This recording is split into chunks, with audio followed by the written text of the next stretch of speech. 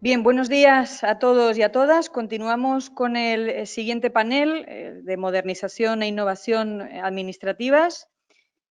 Paso a presentar a los siguientes ponentes que nos hablarán de su experiencia desde sus respectivas responsabilidades públicas, los avances y mejoras en nuestra administración pública desde la aprobación de la reforma del Estatuto de Autonomía de Canarias. En primer lugar, espero que me disculpen, tienen un currículum vitae muy extenso y he tratado de hacer un resumen lo mejor posible y decirles que es un privilegio y una oportunidad tenerles en este panel. En primer lugar, a don Pablo Hernández González Barreda.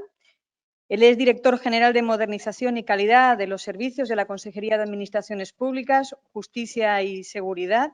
Es profesor de Derecho Financiero por la Universidad Pontificia de Comillas, ICADE.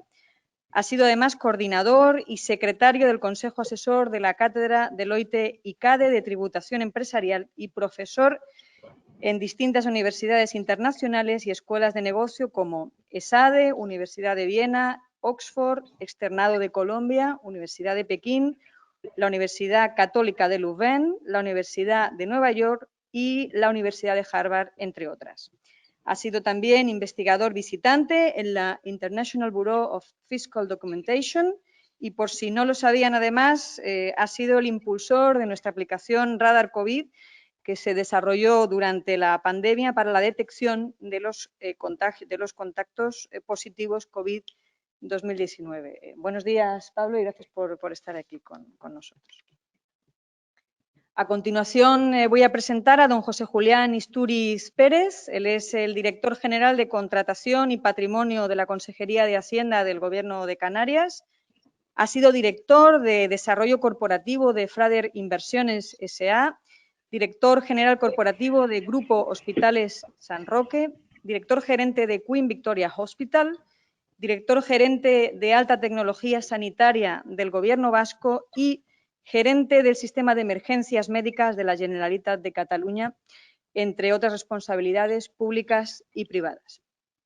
Es además doctor en Derecho Público por la Universidad Autónoma de Barcelona, profesor doctor acreditado por la Agencia Canaria de Calidad Universitaria y Evaluación Educativa y también es licenciado en la rama de Ciencias Sociales y Jurídicas por la Universidad Internacional de Cataluña. Además, posee numerosos másters y diplomas en seguridad global, en prevención de riesgos laborales, en protección del patrimonio y en la gerencia de las áreas de salud, entre otros. Y como dato final a destacar, siendo director general de Seguridad y Emergencias del Gobierno de Canarias, fue el artífice del sistema de emergencias 112. A continuación voy a presentar a don José Miguel Hernández López, que me acompaña presencialmente aquí. Anteriormente don José Julián está conectado online y don Pablo nos acompaña. Don José Miguel Hernández es coordinador de protección de datos y transparencia en la Consejería de Educación, Universidades, Cultura y Deportes del Gobierno de Canarias. Es licenciado en Derecho, máster universitario en Derechos Fundamentales y experto universitario en protección de datos. Ha realizado varias publicaciones, entre ellas 5 libros y varios artículos, y paso a nombrar algunos de ellos.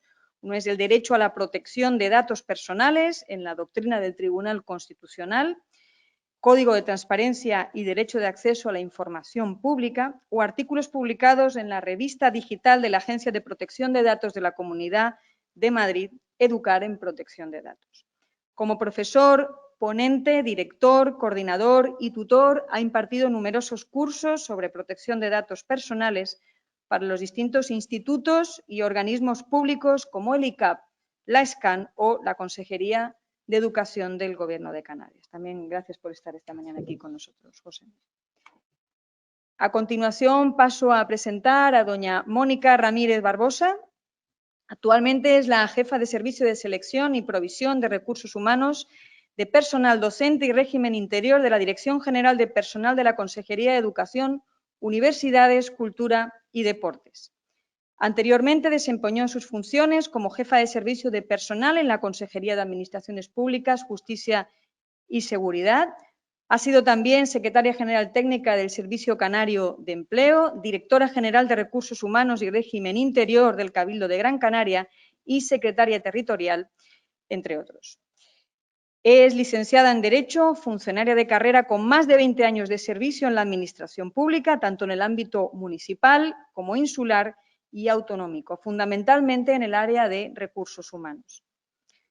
Posee amplia formación en planificación estratégica, dirección por objetivos, evaluación de políticas públicas o dirección de personas en el ámbito público, además de haber dedicado más de 600 horas de docencia a formar personal de la Administración en el ámbito de los recursos humanos. Es asociada de la organización Mujeres en el Sector Público y presidenta de la Asociación por la Dirección Pública Profesional de Canarias. Y aprovecho para desear un buen congreso. Hoy se está celebrando el segundo congreso de mujeres en el sector público, así que aprovecho también para desearles que lo tengan. La siguiente ponente es doña Elena Fernández Aguirre. Ella es jefa de Servicio de Asuntos Generales y Contratación de la Secretaría General Técnica de la Consejería de Administraciones Públicas, Justicia y Seguridad. Es funcionaria de carrera del Grupo A, subgrupo A1 del Cuerpo Superior de Administradores, escala de Administradores Generales de la Comunidad Autónoma de Canarias. Es licenciada en Derecho por la Universidad de La Laguna y experto universitario en coaching por la Universidad Camilo José Cela de Madrid. Es además letrada habilitada en las mesas de contratación de la Consejería de Administraciones Públicas y anteriormente lo fue en la de Presidencia, en la de Educación, Universidades, Cultura y Deportes. Durante los últimos años ha participado como formadora en materias de contratación pública para distintas entidades del sector privado y como profesora en distintas actividades formativas organizadas por la Universidad de La Laguna para el Parlamento de Canarias, la Audiencia de Cuentas o la Policía Autonómica, entre otros. Es miembro de la Comunidad de Innovación y Administración Electrónica del Gobierno de Canarias y durante su carrera profesional ha desempeñado varios puestos de responsabilidad como jefa de servicio y técnico superior en distintas consejerías del Gobierno de Canarias. Es colaboradora del Observatorio de Contratación Pública, financiada entre otros por el Ministerio de Economía y la Universidad de Zaragoza. Fue además abogada en ejercicio del despacho de abogados Jusocan y también del turno de asistencia al detenido, con especialización en el ámbito social y penal. Y finalmente, en 2016, desarrolló en el INAP el curso superior de innovación, donde obtuvo el tercer premio de innovación de dicha convocatoria, que actualmente se encuentra publicado en el INAP Social. Y finalmente, a don Pedro Vaquero Pérez. Él es jefe de Servicio de Informática y Comunicaciones en la Consejería de Administraciones Públicas, Justicia y Seguridad y es profesor asociado en Ingeniería Telemática en la Universidad de La Laguna. A partir del año 92 se incorpora como funcionario de carrera en la Dirección General de Comunicaciones en la Administración General del Estado y posteriormente en 2006 en el Gobierno de Canarias. Ha trabajado en distintas actividades, siendo la principal en la gestión de proyectos de comunicaciones e informática. Dentro del ámbito privado trabajó como directivo en distintas empresas cuya principal actividad era la implantación de proyectos relacionados con las TICs. En el ámbito investigador y académico inicia su carrera profesional contratado en Interuniversity Microelectronics Center en Bélgica y después en Telefónica I+D en Madrid y ha sido profesor asociado en la Universidad Carlos III de Madrid también. Actualmente sus líneas de investigación principales están relacionadas con la gestión y la aplicación de las TICs. A todos y a todas, gracias por estar aquí esta mañana. Y ahora voy a dar la palabra a don Pablo Hernández Barreda. Él va a comenzar los discursos o las intervenciones en este panel, así que cuando quieras. Gracias. Muchas gracias. Pues antes que nada agradecer a la directora del ICAP, al Instituto Canario de Administraciones Públicas y a todos los organizadores, al director o codirector de las jornadas, a Israel Expósito y al resto de participantes, porque creo que es una iniciativa extraordinaria. Y el tener una mesa específica dedicada a la modernización de las administraciones públicas en un momento como en el que estamos, en el que estamos en un cruce de caminos o en un punto en el que nos estamos replanteando tantas estructuras sociales como causa de la pandemia, yo creo que es fundamental. Aquí se aunan que tenemos la reciente reforma del estatuto con algunas cuestiones pendientes de desarrollo, con ese hito casi, vamos, que no se daba desde hace un siglo, un hito fundamental en el cambio de, como dicen algunos, incluso que puede llevar un cambio de paradigma en la estructura social. Entonces, este espacio de reflexión no es sino de agradecer y es fundamental. En mi exposición quería plantear fundamentalmente pues cómo se relacionan las competencias en el estatuto. Estamos hablando de una jornada sobre el Estatuto de Autonomía de Canarias en su segundo aniversario, con los planteamientos que se están haciendo de modernización de las administraciones públicas de Canarias, ¿no? No sé si está preparada la presentación. No sé si la ven los... Solo aquí. Vale, perfecto, muchas gracias. Pues como comentaba, pues vamos a hablar de la modernización y la digitalización de las administraciones públicas de Canarias y qué encaje tienen en el nuevo estatuto, qué margen tenemos, cómo podríamos apoyarnos en el estatuto. Al final el estatuto no es sino una herramienta para mejorar la calidad de vida de la ciudadanía en Canarias. Entonces, ¿cómo podemos ayudarnos en él para mejorar la calidad de vida a través de la mejora de las administraciones públicas de Canarias? En ese sentido, se podría decir, sin querer hacer un resumen exhaustivo del estado de la cuestión, de qué competencias en el estatuto impactan o podríamos emplear para desarrollar la modernización y la digitalización de las administraciones públicas de Canarias, sí que de un repaso superficial vemos cómo en líneas generales el Estatuto de Autonomía desarrolla significativamente algunas cuestiones que ya estaban en el estatuto anterior. Fundamentalmente amplía, detalla de forma más precisa y desarrolla pues, cuestiones de la organización, régimen y funcionamiento de las instituciones de autogobierno. Esa competencia estaba exclusiva, ya estaba en el anterior Estatuto de Autonomía. La determinación del régimen de procedimiento administrativo derivado de las especialidades de la organización propia de Canarias ya estaba en el anterior Estatuto de Autonomía. El régimen jurídico de la administración pública de la Comunidad Autónoma de Canarias ya estaba en el anterior Estatuto de Autonomía, también el régimen local o el régimen estatutario de los funcionarios. Pero podemos observar que el nuevo Estatuto de Autonomía lo profundiza en ello, desgranando dentro de esas grandes líneas que el antiguo estatuto ya señalaba, pues cuestiones más precisas. Me centro en dos cuestiones que son fundamentales a la hora de abordar la modernización, o en tres cuestiones, que se refieren a la organización, es decir, en cuanto a la organización, régimen jurídico de la administración pública, pues en eso ya había una competencia exclusiva y muy amplia. En lo que se refiere a entes locales, amplía algunas cuestiones y a mí me parece muy relevante el hincapié que hace el nuevo estatuto en las relaciones entre los ayuntamientos, los entes locales, los cabildos y la propia comunidad autónoma. Digo que me parece muy importante porque una administración moderna no se entiende sin una adecuada coordinación interadministrativa que permita a la ciudadanía relacionarse de forma ágil y que no tenga que estar yendo de una administración a otra intentando buscar quién es el competente. Entonces ahí me parece destacable, como digo, sin pretensión de ahondar y hacer un análisis en el estatuto, me parece destacable la cuestión de la coordinación entre los entes que realiza el estatuto. Otra cuestión destacable que a mí me resulta importante, como decía, tres elementos fundamentales en el estatuto se ven reforzados: la organización, y en ese caso yo vinculo ahí la coordinación con otras administraciones públicas, la regulación del procedimiento administrativo. En el antiguo estatuto se refería a un escueto, la competencia en procedimiento administrativo derivado de las especialidades de la organización propia, mientras que en el nuevo estatuto, en el artículo 106, vemos que desgrana pues el procedimiento administrativo y cómo se va o cómo Canarias puede desarrollarlo, y incluye ahí específicamente el procedimiento administrativo común. Haré algún apartado más tarde sobre esto, al hilo de algunos desarrollos recientes que se han debido a la pandemia. En ese sentido, el estatuto como confiere a la comunidad autónoma el desarrollo del procedimiento administrativo común, por supuesto sin perjuicio de las bases determinadas por el Estado, que el Estado tiene esa competencia exclusiva en la determinación de las bases del procedimiento administrativo común. Por último, el empleo público. El empleo público ya se contemplaba en el antiguo estatuto. Aquí lo determina un poco más y lo desgrana pues, en cuanto a régimen estatutario, el régimen laboral y la planificación, organización general, formación, promoción y acción social.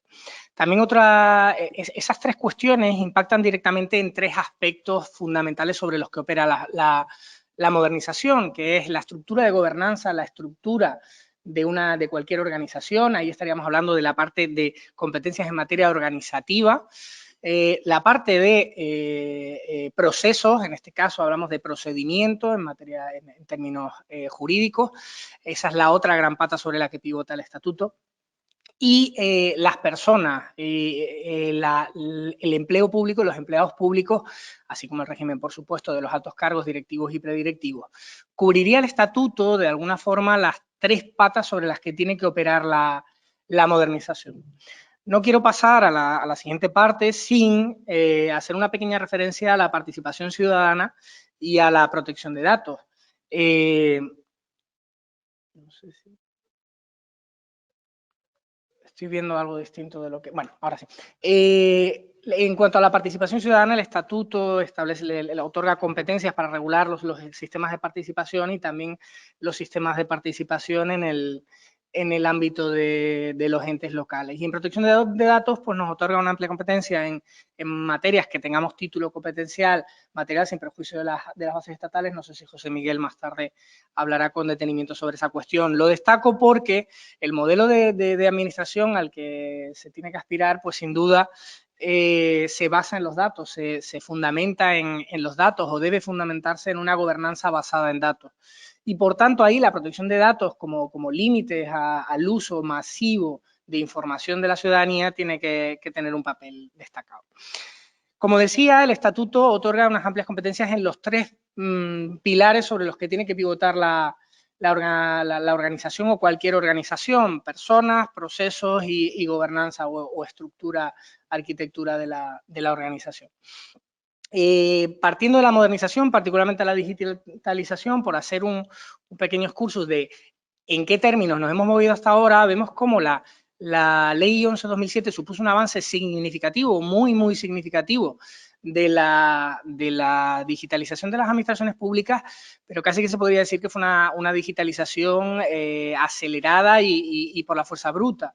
Por la fuerza bruta no quiero decir que no haya unos ejemplos muy destacados de casos de éxito en los que la digitalización se ha hecho de forma muy meditada, muy pensada, sino me refiero por la fuerza bruta en términos de que hubo una traslación casi automática del expediente administrativo hecho en papel al expediente administrativo digital. Transformamos y sustituimos papeles por PDF, sustituimos los mostradores de información por sedes electrónicas, pero no hubo un repensamiento o el repensamiento que sí se hizo en muchos ámbitos no ha calado en todos los rincones de las administraciones públicas. Insisto, con algunas honrosas excepciones, de las cuales en el Gobierno de Canarias hay extraordinarios ejemplos que deben ser seguidos.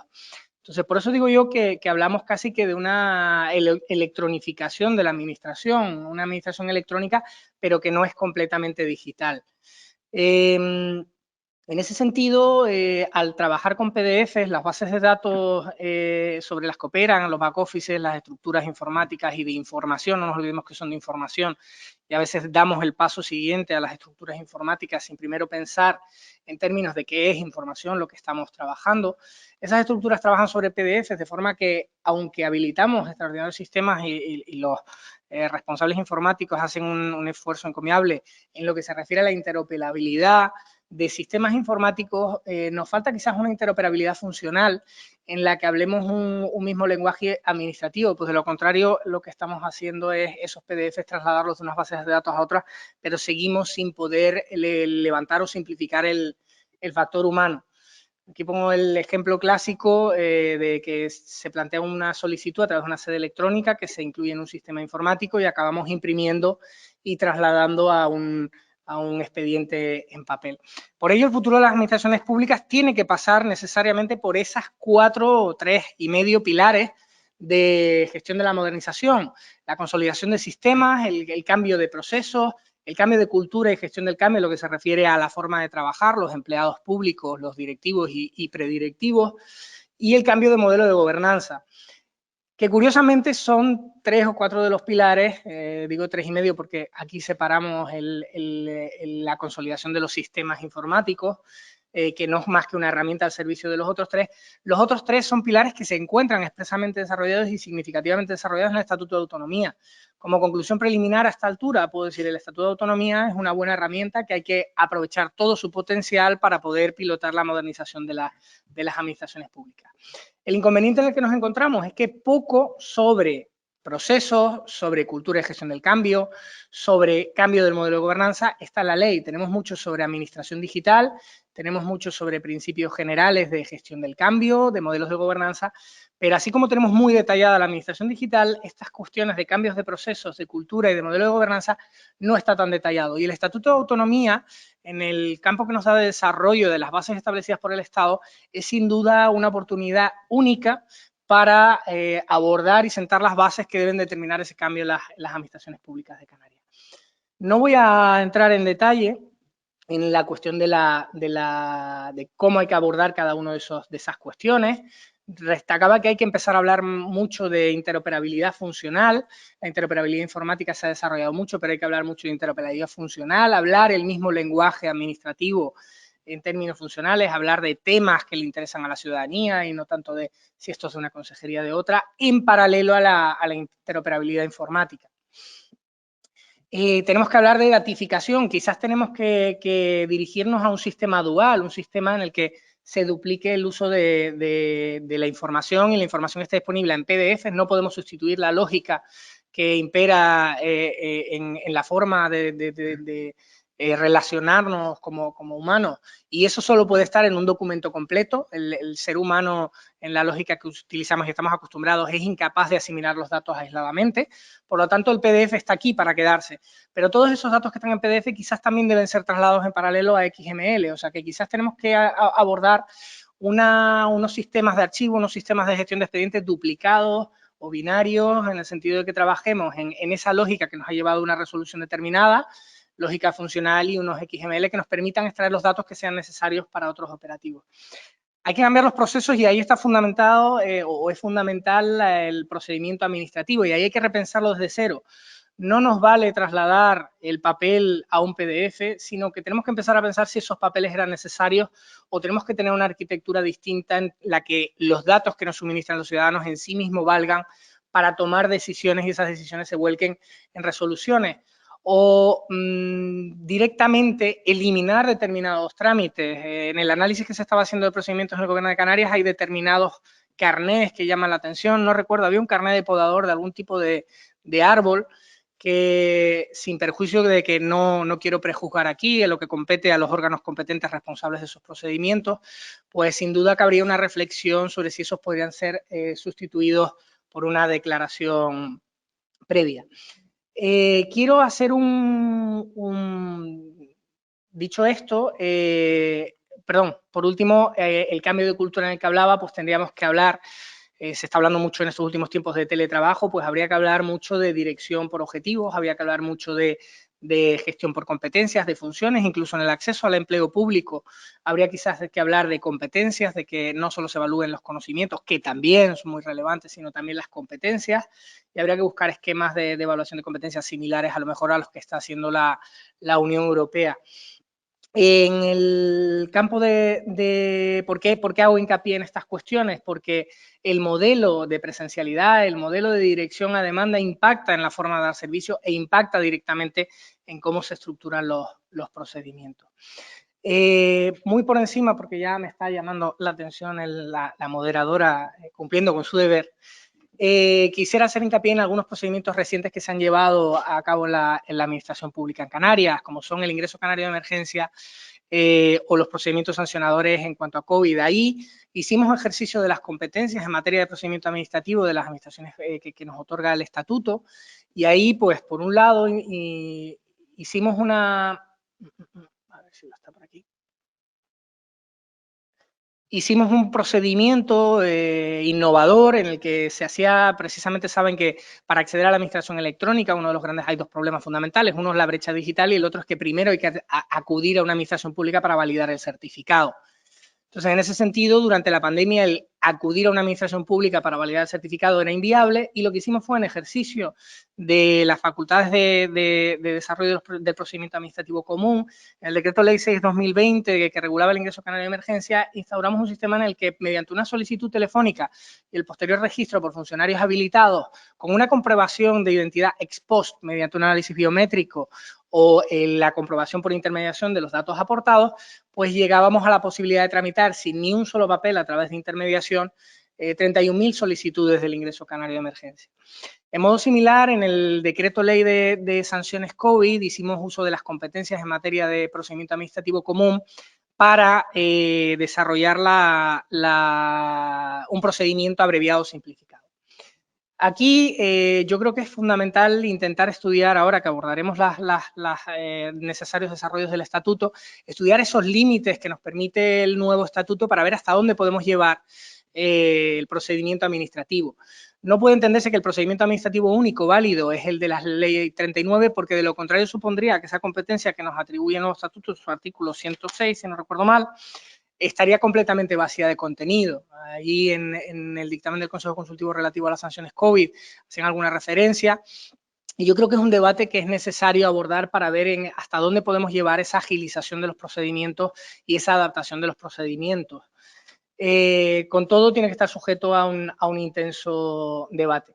Por último, quiero hacer hincapié en la función de la ética en la modernización de la administración. ¿Por qué digo esto? Porque los empleados públicos, los altos cargos y los directivos tenemos que cumplir con ciertos deberes, entre los que está el cumplimiento de la norma, entre los que están la formación y la mejora continua, y en ese sentido la formación en el estatuto, la formación en las nuevas normas es necesaria para esa modernización de la administración.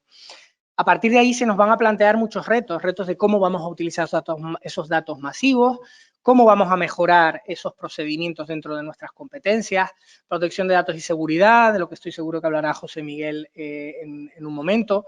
La cesión de datos entre administraciones, en la intermediación hay que hacer un uso masivo, hablaba de los deberes éticos de los empleados públicos y de los directivos, y dentro de esos deberes está el cumplimiento del artículo 28. Tenemos que intermediar, no podemos pedir la fotocopia al ciudadano o ciudadana cuando se acerca a la administración pública. Estas son algunas de las cuestiones que pueden suscitar un debate y que sin duda en los próximos meses tenemos que ser partícipes para el desarrollo de las competencias estatutarias. Muchísimas gracias. Bien, gracias Pablo. Además, interesante reflexión hablando de cómo conseguir una administración pública mucho más moderna y hacer mucho más fácil el acceso a la ciudadanía a ese tipo de procedimientos. Hablaba también de la ética y de la ejemplaridad que debemos tener no solo los empleados públicos, sino también los directivos y cargos públicos, y un cambio de modelo de gobernanza y también un cambio de cultura a la hora de trabajar dentro de la administración pública. Bien, doy la palabra ahora a don José Julián Istúriz Pérez, cuando quiera. Bueno, buenas tardes a todos. En primer lugar, muchas gracias por esta oportunidad y felicidades a LICAP, a Eva y a Israel por esta jornada, que yo creo que nos va a venir muy bien a todos. Yo por lo menos voy a intentar excitar un poco las neuronas a estas horas de la mañana y hacer unas pequeñas reflexiones. Necesito compartir pantalla, pero no sé si lo tengo habilitado para compartir pantalla. Sí, mostrar mi pantalla, vamos ahí enseguida. Bueno, yo creo... ¿Ya están viendo mi pantalla? Pregunto, no sé si están viendo mi pantalla, la portada. Y ahora no estoy oyendo a nadie. No sé si están viendo mi pantalla o no. ¿Hola? Desde aquí se ve perfectamente. Ah, vale, perfecto, vale. Pues muy bien, muchas gracias. Bueno, pues yo les quiero dar 4 ideas, pero previamente a estas 4 ideas, primero yo no voy a plantear un tema tecnológico referente a cacharritos porque ya sé que seguro que la parte informática, la parte de procesos la van a ver con detenimiento. Yo, en primer lugar, quisiera plantear dentro de lo que es modernización e innovación, que es el entorno en el cual estamos hablando, que para modernizar e innovar esto no es un reto tecnológico, sino un reto de gestión pública, ¿vale?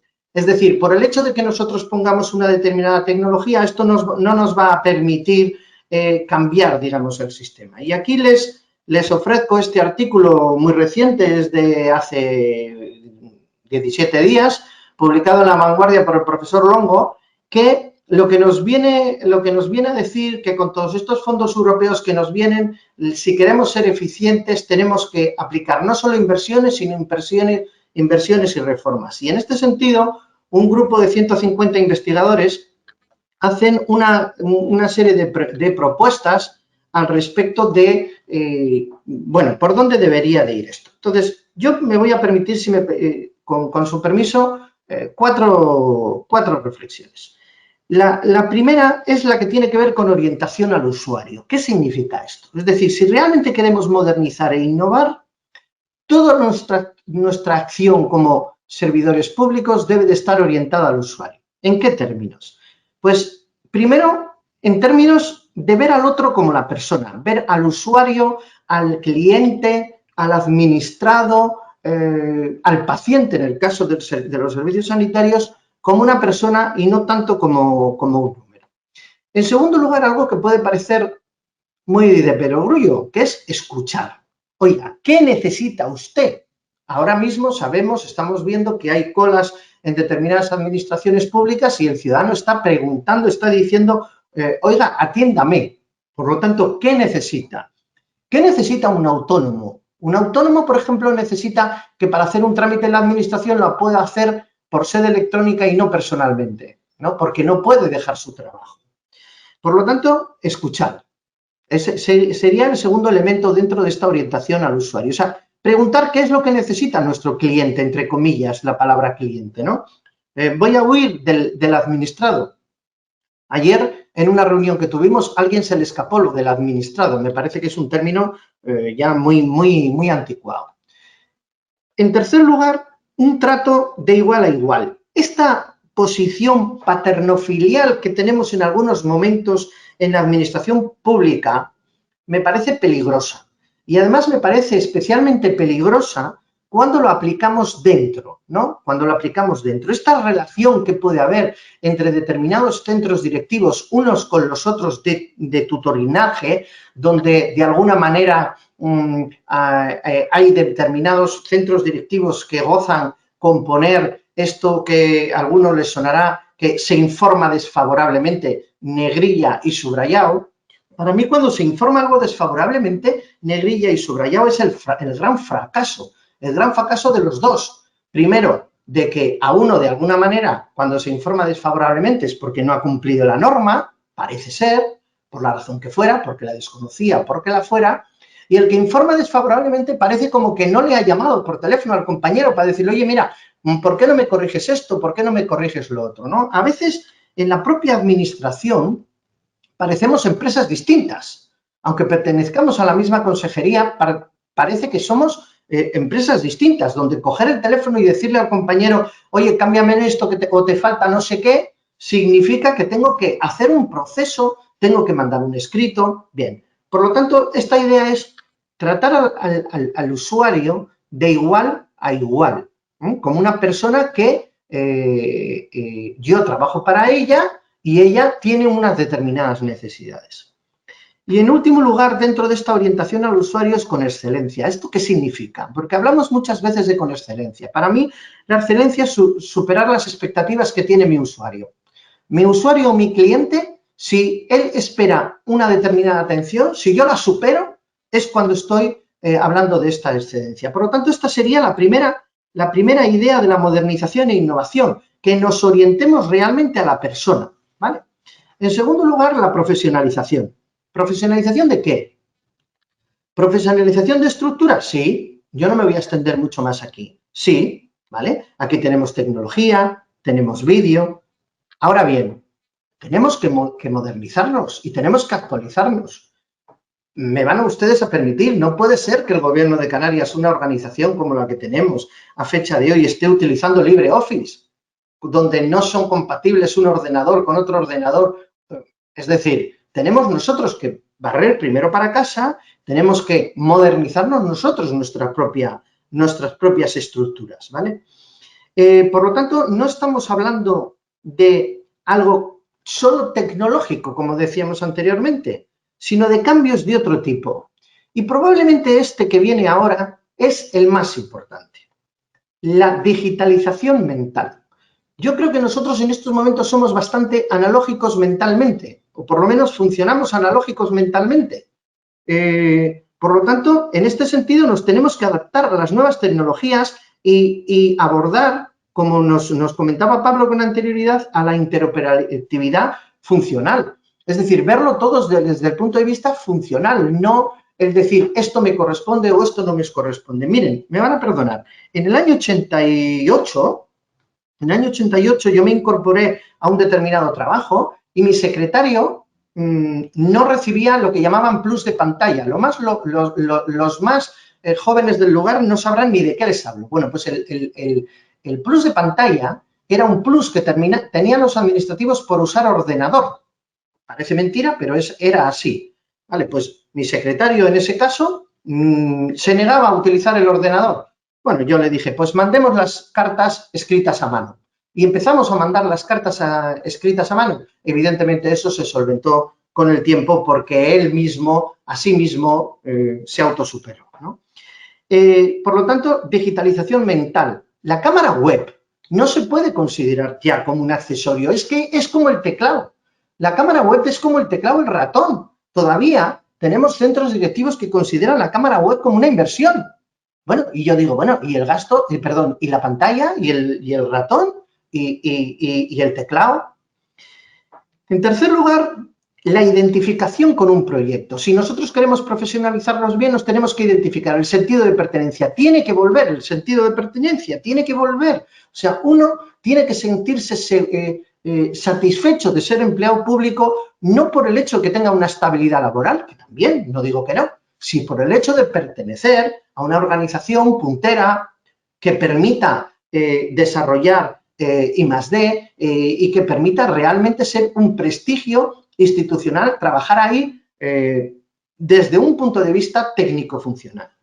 Y en último lugar, para esta profesionalización necesitamos reformas importantes. Miren, un cuadro de mandos es imprescindible. O sea, un centro directivo que no tenga cuadro de mandos es como una empresa si no tiene cuadro de mandos. Estamos hablando de empresas grandes, ¿eh? No estoy hablando de una tienda de zapatos pequeñita. Estamos hablando de organizaciones medianas y grandes. Necesita tener cuadro de mandos. Las decisiones tienen que ser tomadas en base a algo que hayamos podido medir. Es decir, medir no es para saber. Cuando yo mido algo, no es con intención de saber, sino es medir para decidir. Yo quiero medir para tomar una decisión. Quiero saber cuánto tardo en mis procesos, cuánto tardo en atender al teléfono a un ciudadano que me llama, cuántos expedientes me los recurren, cuánto tiempo tardo en sacar un expediente. Y para eso necesitamos hacer reformas. Eso es lo que yo tiro aquí un poco la reflexión sobre la profesionalización. La tercera idea es la normativa. Vamos a ver. Sé en el foro en el que estoy perfectamente y soy consciente de lo que voy a decir. La normativa, señores, con perdón, desde mi punto de vista modesto, y evidentemente estoy sujeto a lo que consideren ustedes, es un instrumento, no es un fin en sí mismo. La normativa es una manera que tenemos nosotros de organizarnos, de organizar la sociedad. Por lo tanto, no es un fin. Y en segundo lugar, es cambiable. Es decir, si yo tengo un acuerdo de gobierno de hace 10 años que había crisis económica y en estos momentos me está impidiendo algo, pues lo tendré que quitar. Lo que no puedo es seguir manteniendo acuerdos de hace 20 años. Por lo tanto, la normativa no me puede encorsetar todo lo que tenga interés público. Me tiene que encorsetar para garantizarme la transparencia, para garantizarme la legalidad, pero no para garantizarme aquellas cosas que respondan a un bien público. La segunda idea de la normativa es el procedimiento como camino. El procedimiento es el camino en el cual yo tengo que seguir si quiero modernizarme o quiero innovar. O sea, el procedimiento tampoco es un fin. Por lo tanto, todos aquellos pasos que tengo que hacer para conseguir mi fin, mi expediente de contratación, los pasos intermedios que tengo que hacer, que corresponden al procedimiento, no son un fin en sí mismo. La normativa nos tiene que permitir garantizar los valores. ¿Qué valores? El valor del orden, el valor de la jerarquía, de la responsabilidad, de la ética, pero también valores tan sencillos como el de la puntualidad, como el derecho del ciudadano a que se le responda en plazo. Es decir, nosotros somos capaces de pedirle a un ciudadano y le decimos que no le admitimos determinada instancia o determinada solicitud porque la ha entregado una hora más tarde porque el ciudadano se ha confundido y ha aplicado la hora peninsular en vez de la canaria o viceversa, y sin embargo nosotros incumplimos, no voy a decir sistemáticamente, pero con bastantes veces incumplimos aquellos plazos. Estos valores de la ley del embudo, lo ancho para mí y lo estrecho para los demás, deberíamos de evitarlo. Y la normativa nunca tiene que ser, como he dicho anteriormente, un obstáculo, tiene que ser algo que me permita precisamente modernizar e innovar. Y la última idea es la contratación responsable. En la contratación responsable voy a aportar 3 o 4 ideas que a mí me parecen interesantes. Una, la consulta preliminar del mercado. Vamos a ver, hay muchas veces que nosotros sacamos licitaciones sin conocer bien lo que necesitamos. Se copia de un pliego de otras comunidades autónomas. A ver, no pasa nada por sacar una consulta preliminar del mercado. Nosotros hoy acabamos de sacar una que no sé si ha salido publicada hoy o es otra mañana. Una consulta preliminar de mercado. En la Administración General del Estado saca muchísimas. Preguntemos al mercado, preguntemos antes y favorezcamos las ideas del mercado. Nuestras ideas no tienen por qué ser las mejores. Nosotros lo que tenemos desde la administración pública es una necesidad. Yo necesito un producto, un servicio, un bien, ¿vale? Eso es lo que necesito, pero es el mercado el que me va a decir cuál es la mejor solución, que a lo mejor no la conozco yo. A lo mejor nosotros pensamos que la solución es A y sin embargo el mercado me dice que la solución es B. Pliegos adaptados a necesidades y no a soluciones. Viene mucho que ver con lo que les he dicho. Hay veces que nosotros hacemos un pliego en el cual ya decimos hasta las dimensiones de lo que queremos. Yo soy capaz de comprar un bolígrafo y decir quiero un bolígrafo que mida 13 centímetros por 1 centímetro, que sea azul, que sea no sé qué. Oiga, demos la posibilidad a que el mercado me permita ofrecerme aquellos otros instrumentos que puedan aparecer ex novo o que tengan que ver con la innovación. La contratación responsable y, por lo tanto, la modernización y la innovación es no limitar la concurrencia, y nosotros limitamos la concurrencia muchas veces. Vamos a ver, cuando la ley de contratos la ley de contratos del sector público nos dice que al menos la solvencia técnica tiene que ser el 70% del valor del contrato. ¿Por qué pido más del 70%? De alguna manera, si pido más que el 70%, si estoy pidiendo 3 o 4 veces, como en muchas ocasiones ocurre, estoy limitando la concurrencia porque estoy haciendo que los empresarios pequeños no puedan concurrir o obligarles a concurrir en UT, ¿vale? Por lo tanto, hay que tener mucho cuidado con esto, hay que tener mucho cuidado con los fondos capital riesgo. El fondo capital riesgo está muy bien, me parece muy bien, pero hay que exigirle el cumplimiento exhaustivo de lo que nosotros queremos. Tenemos muchas experiencias, los empleados públicos que seguro que hay aquí, tienen muchas experiencias de fondos grandes que vienen, ganan el concurso y una vez que han ganado el concurso a los 6 meses ya te están pidiendo un modificado. No, señores, no. Eso claramente es una trampa. Es una trampa. Lo quieran llamar ustedes como una trampa, como la llamen. Si un individuo se me presenta una licitación, se tiene que asumir las consecuencias. No me puede a los 6 meses proponer un modificado. Apliquemos fórmulas logarítmicas de valoración, voy acabando, fórmulas logarítmicas de valoración de las ofertas económicas. Continuamente copiamos todos una fórmula que es lineal, que a un incremento de X siempre se produce el mismo incremento de Y, es decir, cuanto usted más me baja, más puntos tiene. Bueno, la Dirección General de Telecomunicaciones del Gobierno de Canarias hace ya 20 años y algunos centros directivos ya vienen aplicando fórmulas logarítmicas que hacen que llegue un momento que no resulta rentable disminuir la cantidad que estoy aportando. Y por último, planificación y utilizar todos los instrumentos disponibles. O sea, el sistema dinámico de contratación. Tenemos que planificar lo que estamos haciendo. Si queremos ser modernos e innovadores, tenemos que no huir de los contratos menores. El contrato menor no nos queda más remedio, no nos queda más remedio. Ahora bien, debamos de planificar, de estrujarnos la mente para intentar evitar los contratos menores en aquellas cosas que se repiten continuamente año tras año. Por último, para cerrar, que me gustaría cerrar, si me permiten, igual que he empezado. Cualquier tema de modernización e innovación no es un reto tecnológico, es un reto de gestión pública. Y en ese sentido deberíamos de pasar de lo que es una analogía mental a una digitalización mental. Muchas gracias. Espero que con esta intervención les haya hecho por lo menos excitar un poquito la mañana y para luego poder en las preguntas aclarar algunas cosas. Muchas gracias.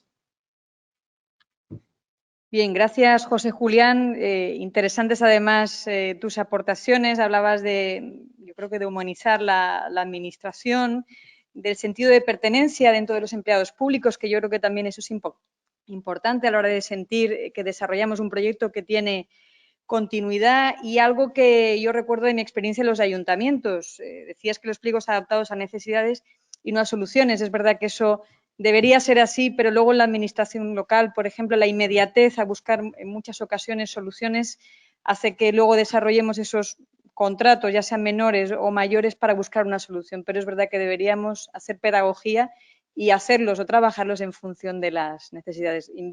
Hago esta reflexión desde mi experiencia y seguramente a lo mejor surgirán preguntas a posteriori.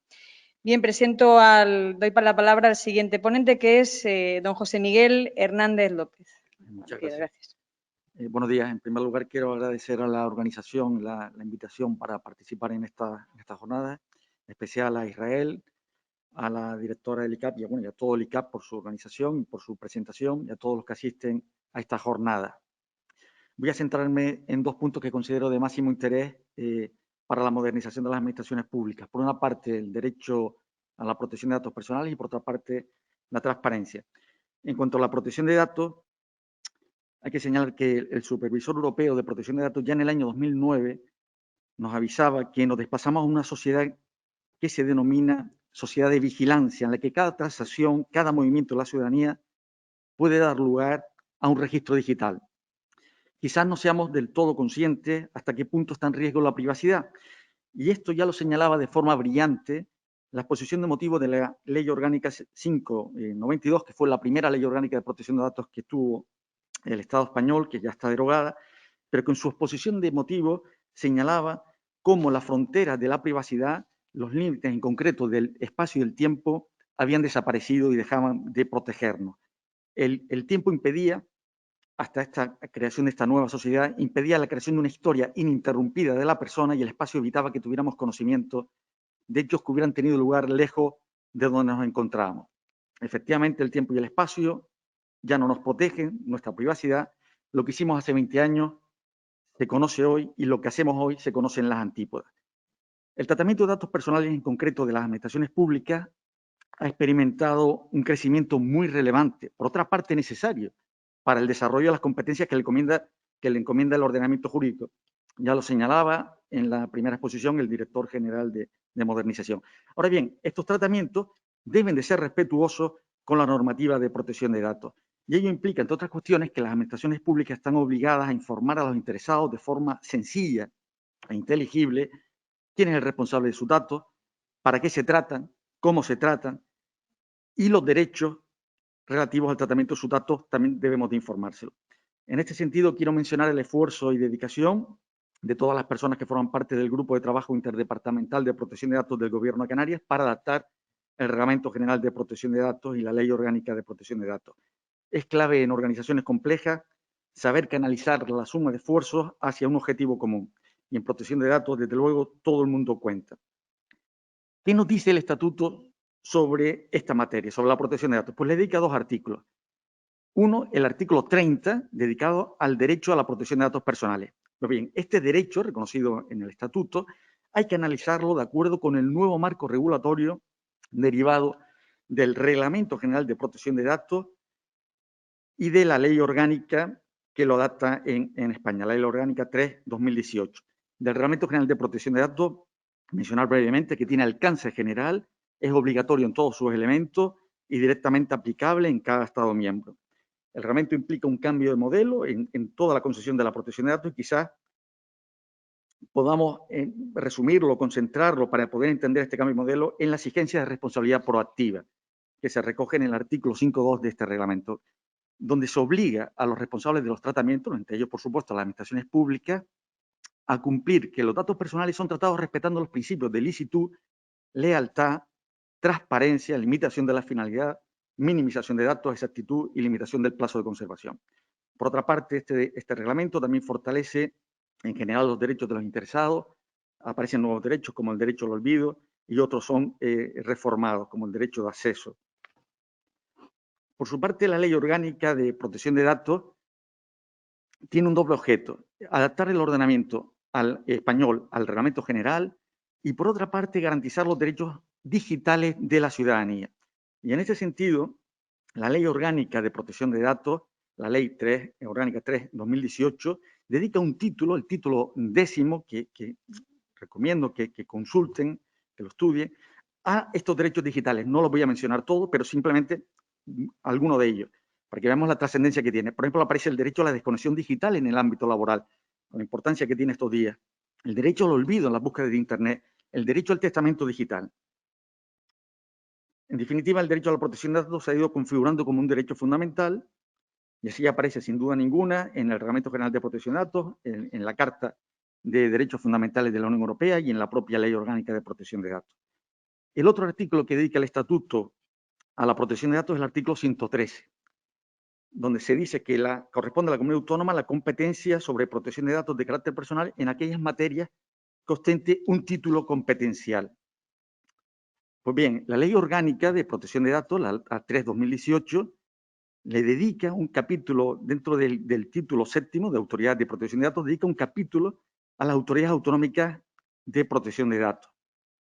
En concreto, en España se han creado tres autoridades de control autonómicas antes incluso de esta ley orgánica. Son la Autoridad Catalana de Protección de Datos, regulada por ley, la Agencia Vasca de Protección de Datos y el Consejo de Transparencia y Protección de Datos de Andalucía, donde aquí ha unido la transparencia y la protección de datos. Desde luego, el motivo de esta jornada es el estatuto y tiene como subtítulo ante el reto de su desarrollo, pues precisamente este artículo es de los que se debe reflexionar sobre su desarrollo. La opción de crear una autoridad de control canaria debe valorarse como una posibilidad legítima y coherente con lo establecido en el artículo 57 de la Ley Orgánica de Protección de Datos. Y con respecto a transparencia, simplemente mencionar las varias referencias que hay en el Estatuto de Autonomía, importantísimas. Una de ellas en el artículo 32, dedicado al derecho a una buena administración, donde se establece que la actuación de las administraciones públicas se deberá ajustar a los principios de igualdad, no discriminación y respeto, máxima calidad en la prestación de los servicios y además garantizándose los siguientes derechos, y entre ellos reconoce el derecho al acceso a la información pública, archivos y registros de las instituciones, órganos y organismos públicos canarios, en los términos previstos en la Constitución y en las leyes. En el artículo 37 también hay una referencia a la transparencia, cuando regula los principios rectores. Los poderes públicos asumen como principios rectores y establecen en el punto 3 la transparencia de su actividad entre estos principios rectores. Y después el artículo 60, donde eleva a órgano estatutario al comisionado de transparencia y acceso a la información pública. Este órgano, que es un órgano de fomento, análisis, control y protección de la transparencia y el derecho de acceso a la información pública en el ámbito de la Comunidad Autónoma de Canarias, donde reconoce estas dos dimensiones de la transparencia, la publicidad activa y el derecho de acceso. Termino ya.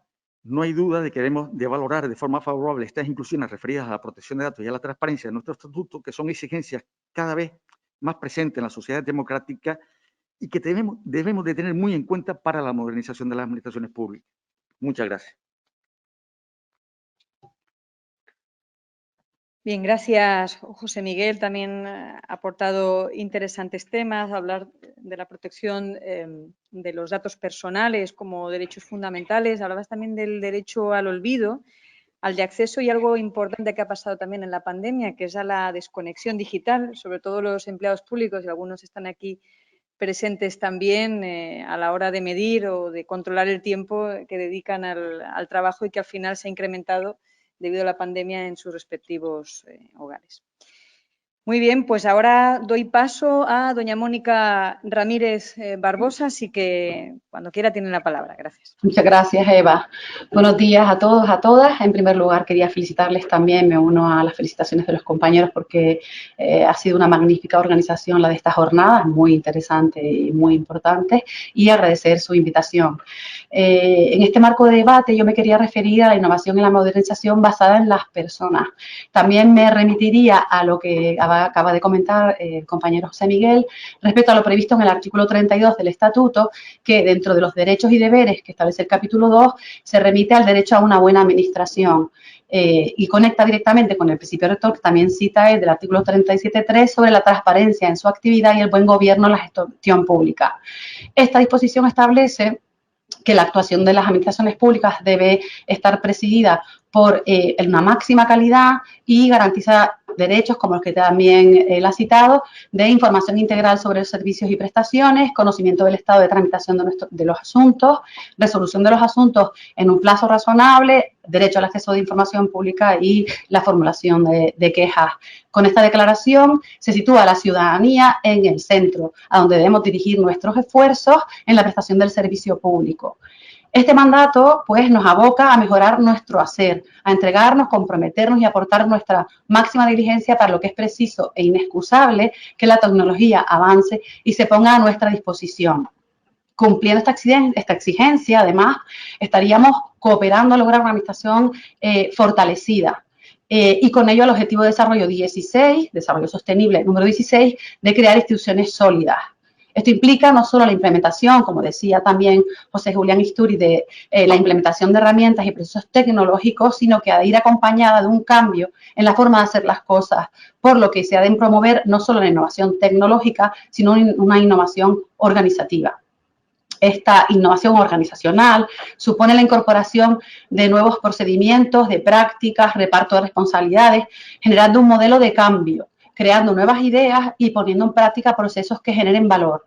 Y ello habrá de hacerse logrando que los empleados y empleadas públicos con talento se predispongan como artífices impulsores y cooperadores para generar este modelo de cambio. Así, podemos concluir que esta modernización de las administraciones debería girar en torno a tres ejes: el valor como meta, el cambio como vehículo o como vía y el conocimiento o el talento como base para lograr todo esto. Y además, para que esto tenga lugar, además deben darse tres presupuestos, que es la estrategia, la planificación y la cultura, que también citaba antes el director general de modernización. Este proceso de cambio en las organizaciones debe tener como protagonistas a las personas, pues el capital humano, el valor más importante que tienen las organizaciones.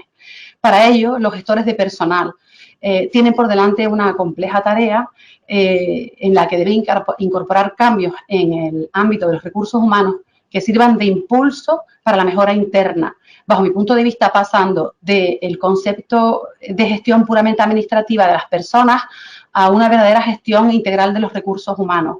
¿Y cómo?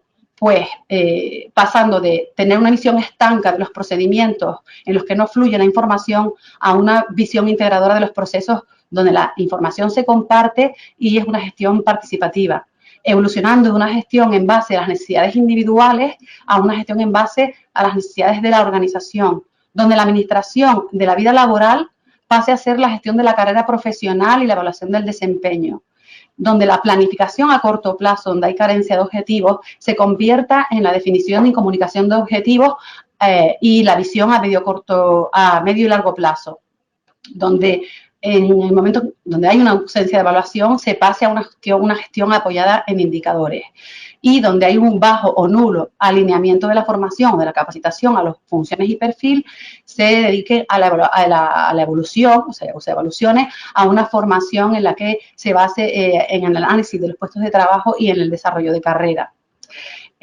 para afrontar cualquier proyecto que se ha de poner en marcha, situar al empleado en el centro tiene unas ventajas y que yo paso a relacionar que me parecen sumamente interesantes o importantes, porque convierte el conocimiento implícito en explícito. Descubriremos potencialidades desconocidas antes y sacaremos a relucir sus habilidades, porque identificaremos el talento oculto en la organización y aprovecharemos ese intangible, porque sintiéndose parte del proyecto, nuestros colaboradores se comprometen con él. El reconocimiento plasmado en el éxito del proyecto redundará en la motivación personal y en la confianza y en lo que decían antes, en sentirse parte de la organización. Todos serán maestros de algo y además se fomenta la colaboración y la creación de redes horizontales.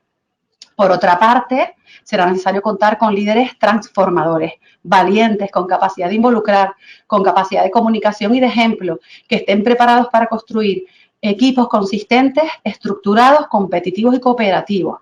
Y en este aspecto yo querría resaltar que sería una oportunidad que en la iniciativa legislativa que se ha iniciado sobre el empleo público en Canarias se regulara y establecieran las bases para la regulación de la dirección pública profesional, que se constituye como un hilo conductor de este cambio para la eficiencia y modernización de nuestras administraciones. Por ello, para ello también disponemos de herramientas, entornos, comunidades de conocimiento donde sacar a la luz la inteligencia colectiva, generando pensamiento crítico y donde compartir ideas, buenas prácticas o experiencias.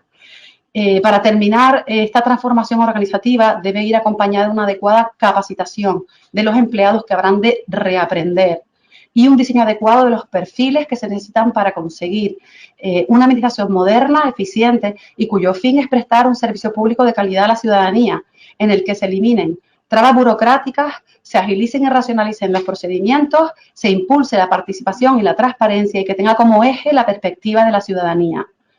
Me gustaría poner finalmente el acento también en un deber o una tarea pendiente, ya que hablamos de retos en el desarrollo de nuestro estatuto, y que es la selección del personal. Debemos repensar los perfiles, eliminando aquellos que se basen en automatismos o que puedan ser, o que ejecuten tareas que puedan ser sustituidas por la inteligencia artificial y ser capaces de incorporar personas que ayuden a implementar procesos de cambio que modernicen y hagan atractiva la administración.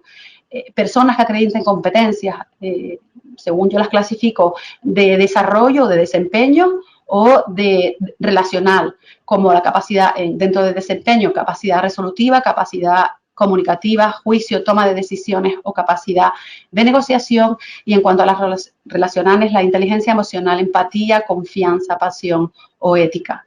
Estas competencias o habilidades cada vez se valoran más y cada vez son más necesarias, pero no se detectan en los sistemas de selección que se vienen utilizando tradicionalmente. Y pues, como es necesario repensar en ello, pues dejo ahí este reto que yo creo que se puede proponer como a abordar en adelante. Eso es todo. Muchas gracias. Bien, gracias, Mónica. Yo creo que además es algo vital en las organizaciones, que es el capital humano. Además, hablabas de talento oculto, de potencialidades que todos tenemos en nuestros distintos centros directivos, también de líderes transformadores. Qué importante también que un coordinador, un jefe o jefa de servicio lidere su equipo dentro de la estructura para que se comprometan también y sientan ese proyecto de manera común. Y algo que también has comentado, y yo creo que también es un reto que nos plantearemos el ICAP junto con Función Pública, es el itinerario de carrera profesional, que yo creo que también es importante y motivador para nuestros empleados públicos dentro de la Comunidad Autónoma de Canarias. Así que gracias también por las aportaciones. Gracias a ti, Eva. Bien, paso ahora, tiene la palabra doña Elena Fernández Aguirre, así que cuando quieras. Gracias. Buenos días. Ante todo, agradecer a la organización, a la directora del ICAT y al compañero Israel esta oportunidad. Y yo voy a hablar de apostar por la innovación en la administración pública en el marco del Estatuto de Autonomía de Canarias, de la modernización, de la innovación, del trabajo que hemos hecho, que es mucho y lo quiero poner en valor, y del trabajo que nos queda por hacer con referencia al Estado y otras comunidades autónomas. El Estatuto de Autonomía de Canarias del 2018, a mi juicio, es un excelente marco normativo para el progreso de Canarias. El Estatuto, más allá de ser una norma institucional básica o un soporte jurídico que posibilita caminar juntos hacia un horizonte compartido, dar respuesta a las demandas de los ciudadanos. Es un objetivo que tenemos con este estatuto, dar respuesta a estas necesidades. En el estatuto se consolida la transparencia, la modernización, la buena administración, la participación y la innovación. Tiene varios artículos dedicados a este ámbito y aunque no habla de la palabra innovación de manera directa, sí habla de la palabra innovación de manera indirecta. Por ejemplo, el artículo 28, el derecho del acceso a las tecnologías de la información y comunicación, habla que los poderes públicos fomentarán la formación y acceso a las nuevas tecnologías, participando activamente en la sociedad del conocimiento, la información y la comunicación. Ahí hay un reto muy importante de la administración electrónica, el papel cero, etcétera. También tiene dos artículos dedicados a la protección de datos, el artículo 30 y el artículo 113. Se garantiza el derecho efectivo a todas las personas a la privacidad, a la protección de datos contenidos en archivos y ficheros y a su derecho a el examen, corrección, cancelación. Esto es muy importante dentro de una buena administración. También tenemos el artículo 31, el derecho a la participación. Se establece el derecho a participar en condiciones de igualdad de los ciudadanos canarios en asuntos públicos de manera directa, indirecta o a través de sus representantes, a promover iniciativas legislativas en el Parlamento de Canarias o a participar activamente en la elaboración de disposiciones generales. Yo quiero poner en valor que nosotros hemos desarrollado en la Consejería de Administraciones Públicas el portal de participación del Gobierno de Canarias como elemento de modernizador y elemento de innovación. Hasta entonces las iniciativas legislativas se tramitaban cada una en su consejería y no había un elemento que canalizara todas las iniciativas legislativas. Ahora sí se puede hacer en tres momentos previos, que son la consulta previa, la información pública y la audiencia. Pero donde se consagra todas las políticas de modernización, innovación en el Gobierno de Canarias, están en el artículo 32, cuando habla de la buena administración, la calidad de prestación de los servicios que debemos prestar. El ciudadano tiene derecho a una información integral de los servicios y prestaciones que prestamos, a conocer en cada momento su procedimiento y por eso debemos consolidar la administración electrónica, el papel cero, que el ciudadano pueda acceder en cualquier momento de su procedimiento al estado en el que se encuentra, no tenga que ni llamar por teléfono, ni mandar un email, sino que directamente pueda acceder a esa fase del procedimiento donde se encuentra. Al acceso a la información pública, a archivos, registros y a la formulación de quejas y sugerencias sobre su política. En este sentido, pues los ciudadanos tienen que tener un canal y un canal único para establecer sus sugerencias y reclamaciones y para relacionarse con la administración. No puede pasar que nos llamen por teléfono, que vengan presencial. Tenemos que empezar a escuchar las necesidades que tiene el ciudadano y tenemos que empezar a escuchar lo que nos están demandando. Otro puesta en valor que quiero hacer es la transparencia y cómo hemos trabajado en transparencia en nuestra consejería y en todas las consejerías del Gobierno de Canarias. La transparencia se reconoce en el artículo 37.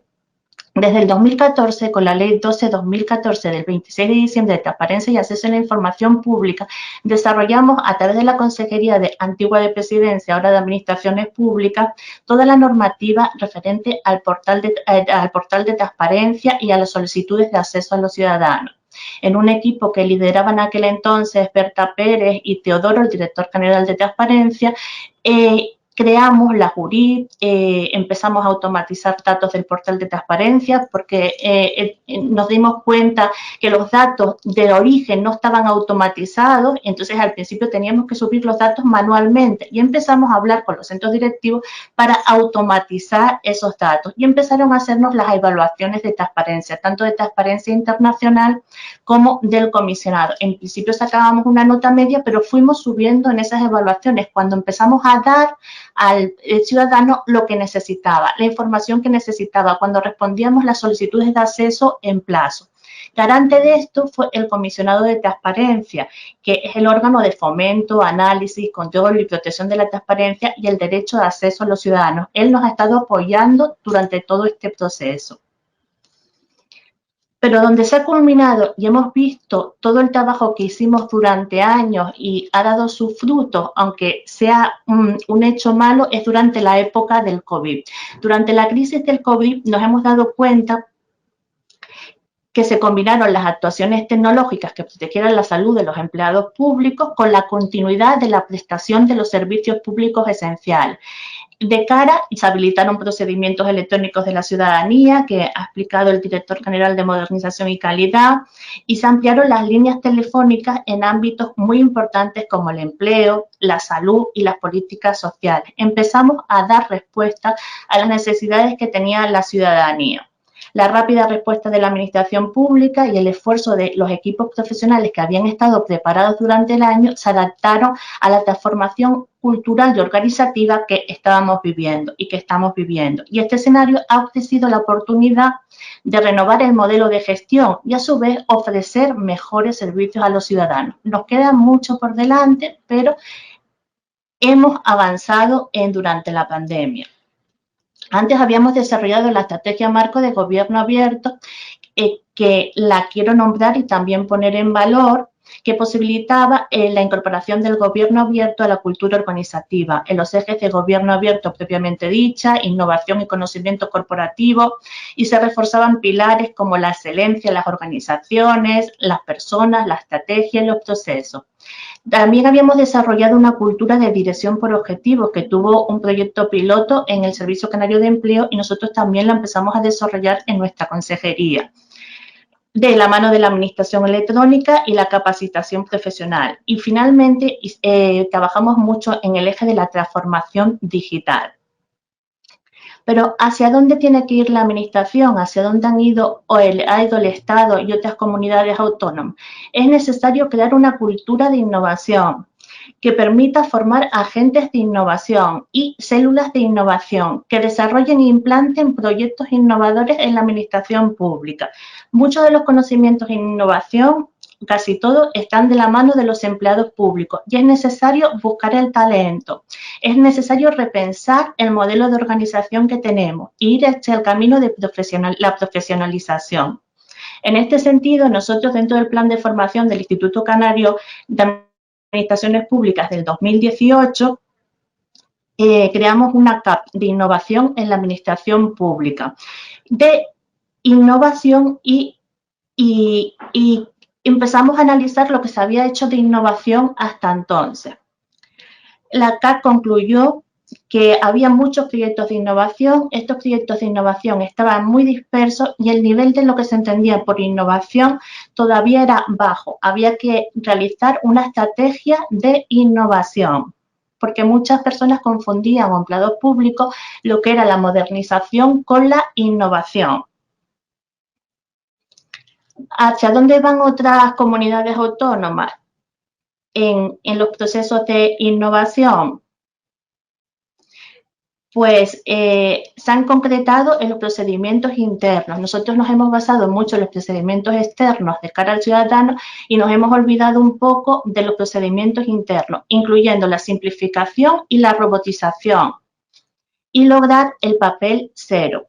La gestión empática de los recursos humanos y mejor aprovechamiento del talento. Y una administración más centrada en el ciudadano, empezar a escuchar sus necesidades, promoviendo su empoderamiento y conociendo y compartiendo los valores. Y establecer una línea de innovación en la contratación pública. La compra pública por innovación, que depende de las necesidades, en los sistemas dinámicos de adquisición, la apertura de espacios de co-creación con agentes económicos para facilitar la incorporación de los conocimientos a los empleados públicos, el diseño de nuevos productos para el bienestar de la población, profesionalizar la contratación. Es necesario también la administración electrónica en el ámbito de la contratación. No podemos tener la plataforma de contratación del sector público por un lado, el registro de contratos por otro, el SERLOGI. Tenemos que repensar cómo estamos haciendo los procedimientos de contratación. Todo esto creo que vamos a tener una gran oportunidad con las leyes de la función pública estatal, autonómica, que se esperan. Esto abarcará una mejor gestión de los recursos humanos, el trabajo por objetivos, la evaluación de las políticas públicas, la formación transversal, la organización del teletrabajo, que ya afecta a más de 2 millones de personas, la modernización de los sistemas de selección de los funcionarios que permitan atraer el talento y la reforma, que yo creo que es básica, de la contratación pública. La contratación pública debe ir hacia contrataciones centralizadas, sistemas dinámicos, contrataciones por innovación y otros. Se ha avanzado mucho, pero queda mucho por delante. Cuando hablamos de innovación, debemos hablar en unos servicios repensados para los ciudadanos y las ciudadanas. Una administración abierta, con valores de transparencia, participación y colaboración ciudadana en las políticas públicas. Participación. Debemos estar continuamente escuchando las necesidades que tienen los ciudadanos. Una administración autocrítica que planifica su estrategia y evalúa sus resultados. Y una dirección por objetivo. Entre los retos pendientes se encuentra el papel cero, estandarizar la política de datos abiertos hasta conseguir un valor real y facilitar el teletrabajo. Y tenemos que afrontar un nuevo reto, que es el cambio generacional de la administración pública. La plantilla y estudios que envejece cada vez más y tenemos que rejuvenecer la plantilla, pero buscando ese relevo generacional de que busque el talento de los funcionarios públicos, cambiando el sistema de acceso o repensando esas bases para el sistema de acceso de los empleados públicos y apostar por la experiencia. Muchas gracias. Bien, gracias, Elena. Interesantes también tus aportaciones. Hablabas de crear una cultura de innovación, de la autocrítica también, de que muchas veces yo creo que vamos un paso por detrás de las necesidades de los ciudadanos, y hablabas también incluso dentro de la propia administración pública a la hora de que los procesos sean mucho más ágiles y simplifiquemos para no tener que tardar tantos meses en sacar adelante algún tipo de contratación, algún tipo de proyecto que luego a lo mejor no se traduce en tiempo y forma de cara a la ciudadanía. Recuerdo también que en la pandemia se agilizó, por ejemplo, la gestión de la renta de ciudadanía, que hubo un trabajo colaborativo de varias consejerías, y al final yo creo que la pandemia, dentro de lo malo que hemos tenido que vivir, casi nos ha llegado al precipicio de la realidad, que nos ha acelerado y agilizado muchos procesos de transformación dentro de la administración pública, para bien, en este caso. Bien, pues ahora doy paso finalmente al último ponente, que es don Pedro Vaquero Pérez, así que cuando quieras, Pedro, gracias.